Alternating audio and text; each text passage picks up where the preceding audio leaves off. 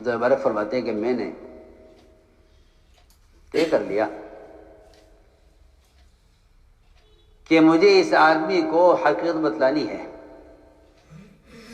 کہتے میں گیا اور میں نے 3 دن تک امام صاحب کے ایسے ایسے مسائل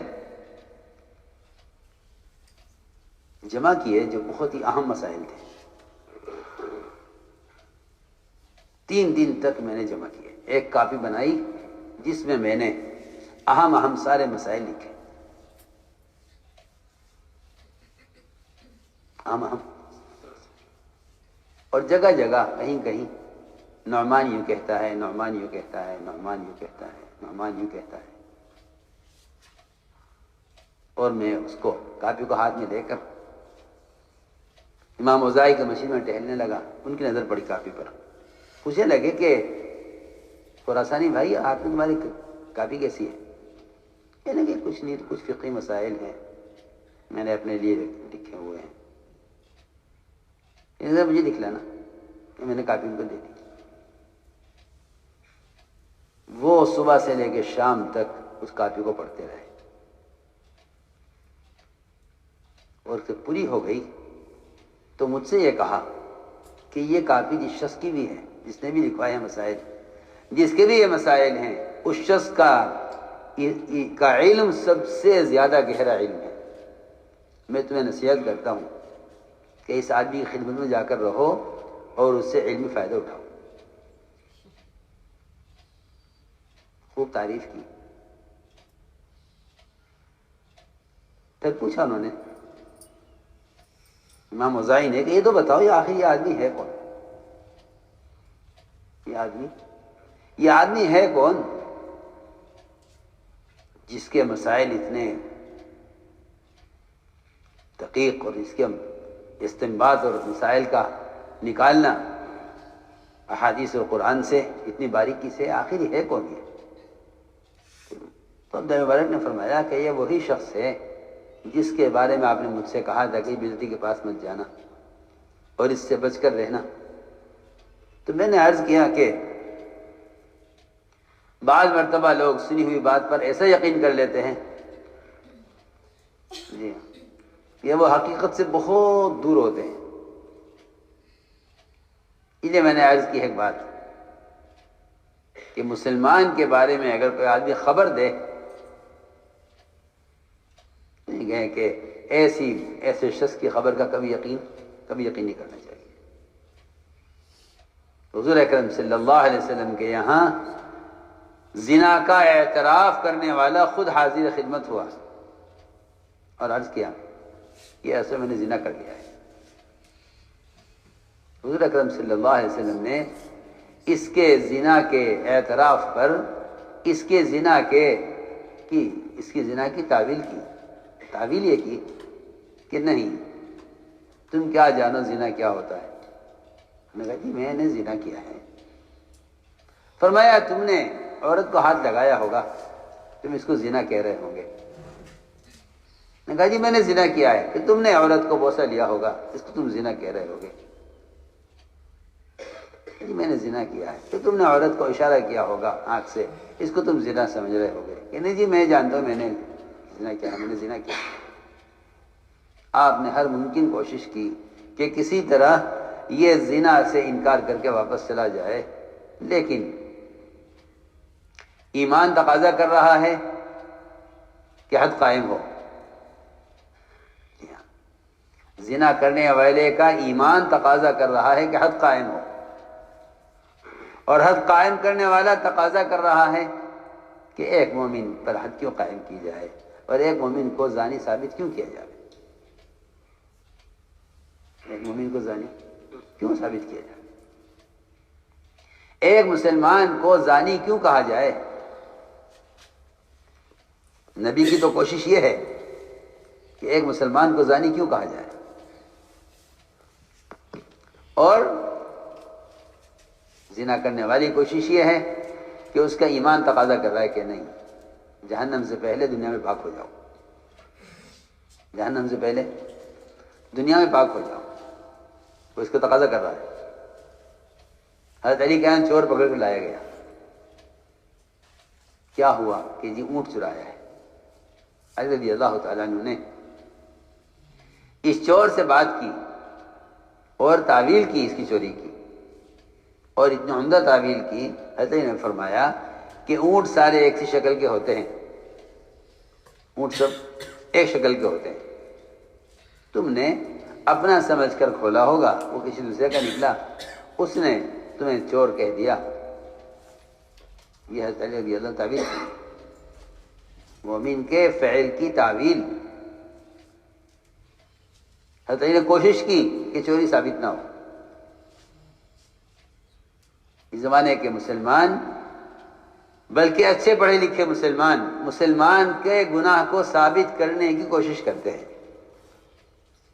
کہ اس کا گناہ ثابت ہو، اور وہاں نبی سے لے کر صحابہ تک ہر ایک کوشش یہ ہوتی تھی کہ مسلمان کا گناہ ثابت نہ ہو،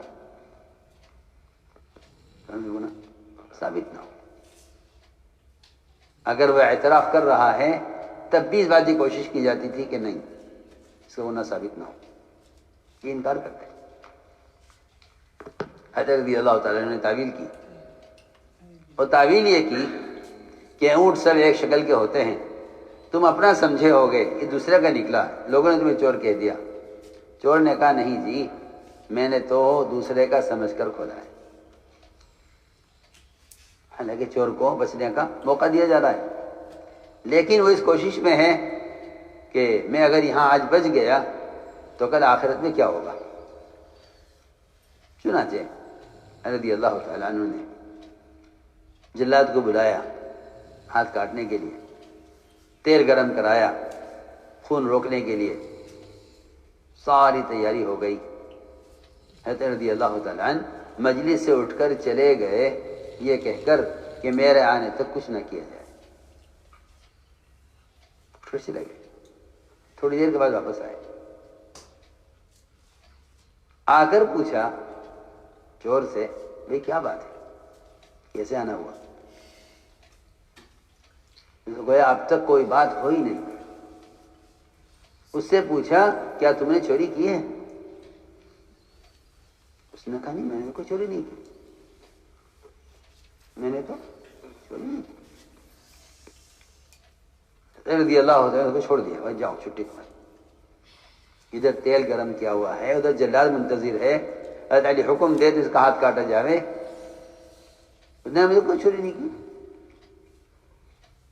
فرمایا جاؤ چھٹی تمہاری، تو چلا گیا۔ علی رضی اللہ تعالی سے لوگوں نے کہا مومنین، اس نے تو اعتراف کر لیا تھا۔ فرمایا ہاں، میں نے اس کے اعتراف پر اس کو پکڑا تھا، اس کے انکار پر اس کو چھوڑ دیا۔ مومن انکار کر رہا ہے نا، مومن انکار کر رہا۔ ایک مومن اگر اپنے گناہ کا انکار کر رہا ہے تو آپ کیوں مزید ہیں کہ نہیں آپ نے گناہ کیا ہے؟ اس کا مطلب یہ ہے کہ آپ مومن کی نجات اور اس کی عزت نہیں چاہتے۔ اگر مومن کی نجات عزت چاہے گا، مومن کے فعل کی تعویل کرے گا، اس کے اعتراف کو قبول کرے گا۔ اس نے اعتراف کیا کہ میں نے چوری، اس نے انکار کیا میں نے چوری نہیں کی، چھوڑ دیا اس کو۔ تو میں عرض کر رہا تھا کہ یہ ہے کہ جب تک مومن کی قول و فعل کی تعویل نہ کی جائے اس وقت تک آپس کا اجتماع ممکن نہیں ہے۔ یہ پہلی شرط ہے، یہ پہلی شرط ہے آپس کی اجتماعیت کے لیے کہ مومن کے قول و فعل کی تعویل کی جائے کہ نہیں، مومن ایسا نہیں کر سکتا۔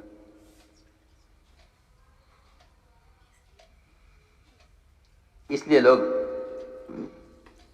اڑتی اڑاتی خبروں پر یقین کر لیتے ہیں، اس لیے کہ شیطان سب سے پہلے مومن کے دل میں مومن کی طرف سے بدگمانی پیدا کرتا ہے۔ اس لیے حدیث میں حکم دیا ہے کہ مومن کے بارے میں ہمیشہ اچھا گمان کرو، مومن کے بارے میں ہمیشہ اچھا گمان کرو، کیسا بھی ہو، کہ مومن کے بارے میں ہمیشہ اچھا گمان کرو، مومن کے بارے میں ہمیشہ اچھا گمان کرو۔ کیوں؟ اس لیے کہ مومن کے بارے میں اچھا گمان کرنا شیطان کا مقابلہ کرنا ہے۔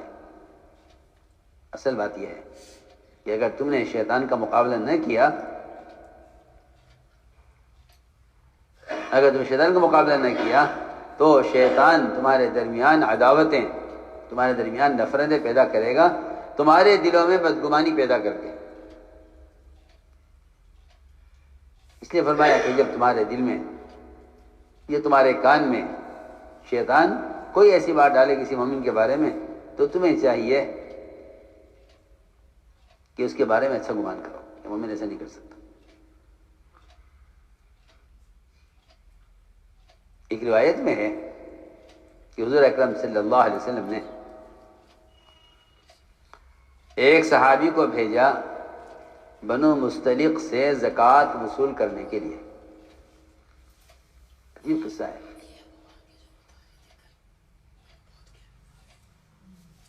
کہ جاؤ اور بنو مستلق سے زکوٰۃ وصول کر لاؤ۔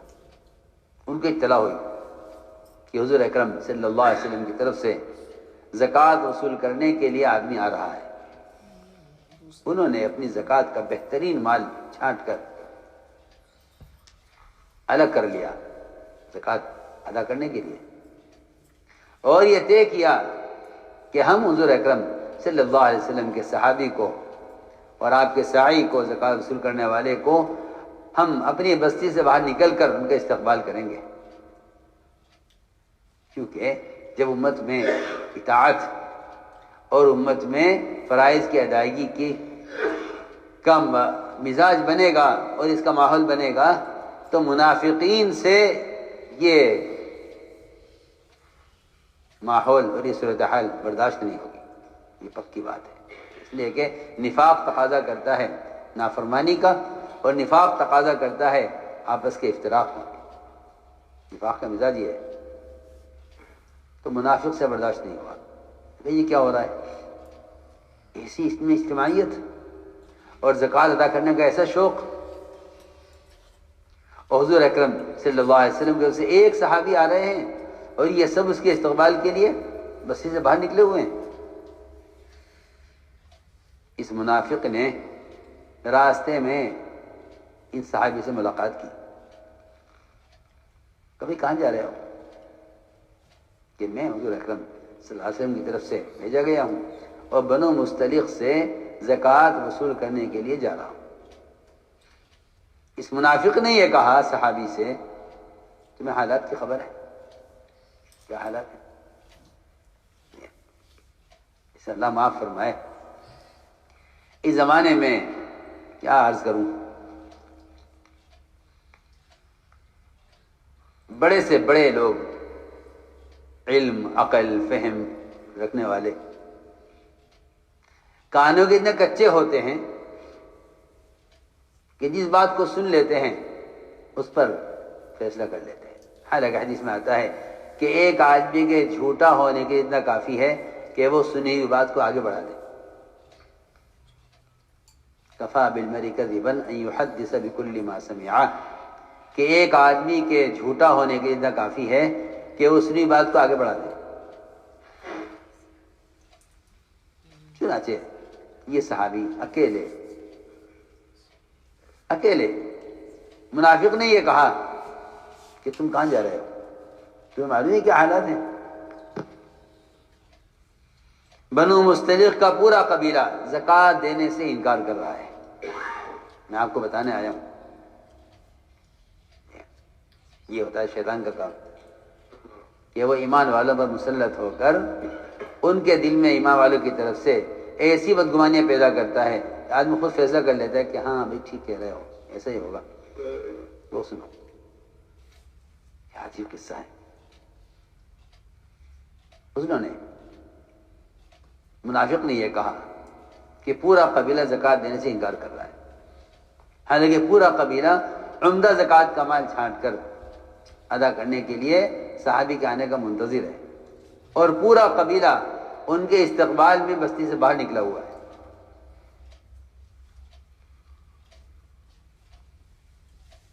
چنانچہ منافق نے یہ کہا کہ وہ پورا قبیلہ باہر نکلا ہوا ہے بستی سے آپ کو قتل کرنے کے لیے. وہ آ رہے استقبال میں اور اکرام میں کہ ہم باہر نکل کر استقبال کریں گے اور پھر اپنے قبیلے میں ان کو لے کر جائیں گے اور ان کو زکوٰۃ کا مال کے حوالے کریں گے. یہیں سے صحابی واپس ہو گئے آدھے راستے سے، تحقیق نہیں کی. جا کر عرض کیا رسول اللہ میں جا رہا تھا، راستے میں بات معلوم ہوئی کہ پورا قبیلہ میرے قتل کے لیے بستی سے باہر نکلا ہوا ہے، پورا قبیلہ زکوٰۃ دینے سے انکار کر رہا ہے. آپ نے فرمایا کہ مشورہ کرو کیا کرنا ہے. مشورہ ہوا آپ کی مجلس میں اور فیصلہ یہ ہوا کہ رات کا انتظار کیا جائے اور رات کو اچانک حملہ کر کے اس پورے قبیلے کو قتل کر دیا جائے. بڑا قدم، پورے قبیلے کو قتل کر. ایمان والے، زکوٰۃ ادا کرنے والے، آپ کے سائی کا استقبال کرنے والے. جی ہاں، فیصلہ یہ ہوا. ایک آدمی کی خبر پر، ایک آدمی کی خبر کرنے پر یہ فیصلہ ہوا. ادھر تو یہ فیصلہ ہوا مشورے میں، ادھر قرآن نازل ہو گیا. اے تمام ایمان والوں، اگر تمہارے پاس کوئی منافق، کوئی فاسق کوئی خبر لے کر آئے تو تمہیں چاہیے کہ اس کی تحقیق کر لینا، اس کی تحقیق کر لینا. فتبینوا، تحقیق کر لینا. ایسا نہ ہو کہ تم کسی خبر پر کوئی قدم اٹھا لو اور پھر تمہارے لیے سوائے ندامت اور شرمندگی اور حسرت کے کچھ نہ ہو. کوئی آیت نازل ہوئی، آپ نے فوراً روک دیا اپنے دستے کو حملہ کرنے سے اور تحقیق کی. بتاؤ، تحقیق کرو کیا کیا کیا حقیقت ہے. بھائی ہم تو زکوٰۃ دینے کو تیار ہیں اور ہم تو آپ کے آدمی کا انتظار کر رہے تھے، آپ نے آدمی کیوں نہیں بھیجا؟ اور ان لوگ اس زکوٰۃ وصول کرنے والے کے نہ آنے پر اتنے پریشان ہو گئے اور کہنے لگے آپس میں کہ شاید ہمارے مال کی، ہماری کمائی میں کوئی شک ہے یا ہماری کمائی حلال نہیں ہے کہ حضور اکرم صلی اللہ علیہ وسلم نے ہمارا زکوٰۃ کا مال وصول کرنے سے انکار کر دیا. آپ نے وعدہ کیا تھا آدمی بھیجیں گے اور آدمی نہیں آیا. اس کا مطلب یہ ہے کہ ہمیں مال کمانے میں ہم سے اللہ کا حکم ٹوٹا ہے کہ ہماری زکوٰۃ اللہ کے یہاں قبول نہیں ہو رہی ہے. خود حاضر خدمت ہو، ساری زکوٰۃ خود آ گئے. اے رسول اللہ سچی بتائیے کہ ہم سے کیا غلطی ہوئی، ہم سے کیا گناہ ہوا کہ آپ نے ہمارا زکوٰۃ کا مال وصول کرنے سے انکار کر دیا. آپ کے آدمی وقت پر آیا نہیں. آپ نے فرمایا کہ نہیں، بات یہ ہوئی تھی کہ کسی منافق نے درمیان میں ایک شوشہ چھوڑ دیا. اللہ اکبر. میں تو سمجھتا ہوں کہ اگر واقعی کسی میں کوئی ذرہ برابر عقل ہے اور کسی میں ذرہ برابر خیر کی کوئی کسی سے امید ہے تو ایسے واقعات ایسے لوگوں کے کی سمجھ کے لیے بہت کافی ہے. یہ میں نے آپ سے عرض کیا. اے ایمان والو، مومن کے بارے میں بدگمانی سے بچو.